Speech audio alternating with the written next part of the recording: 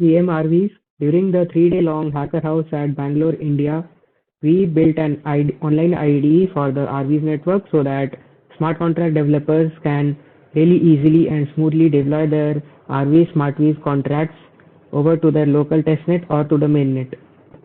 So this is the landing page where the user can have a look at the various smart contract templates that we have provided, and on the top they can see a list of the recent smart contracts that they have edited.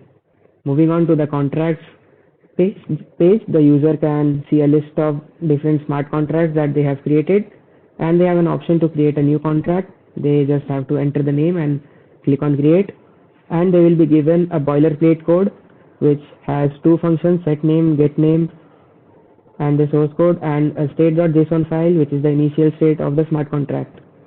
Over here they can easily edit the smart contract. As you can see, I have just made a modification, and then it's just one click to visit the deployment page. As you can see that I have selected to deploy on the local npx ar local, and they can just select a wallet.json file which will be used for deployment, and then just click on deploy. Once the contract has been deployed, they will be presented with a transaction ID, and they can actually test this deployed contract by clicking on test this contract button, which sends them to the test page where they have the option to choose from a list of deployed contracts. They have the option to choose the type of function, which is read or write.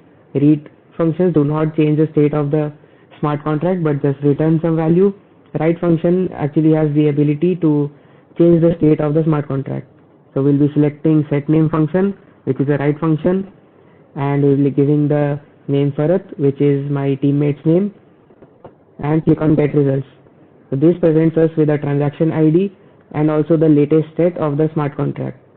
Since we have set the name, we can try reading it by using the getName function. Since this is a read function, we do not need to provide any inputs or JSON. When we click on results, it returns a string hi Farat and also the latest state of the contract.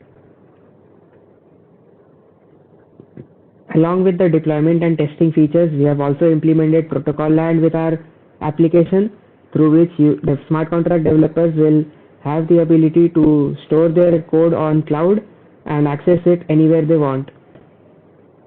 So over here you can see I have just clicked on save to cloud button, and it says that the location for the smart contract is local and cloud, and they have the option to push any updates over to protocol land.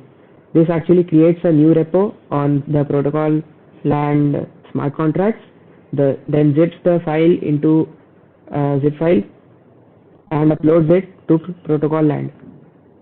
Next we have the browse area where the developers can actually check out whatever smart contracts that other developers have created, and they can also preview its source code and import it into their local machine. So now if I try to delete a smart contract that I have already uploaded onto protocol land, so I'll be deleting hello world contract because I just uploaded into protocol land. And now as you can see, it is giving me an option to import that repository because I just deleted it from my local machine and it just exists on the cloud. So I can import that back into my local machine, or it can be also another machine where I want to import it.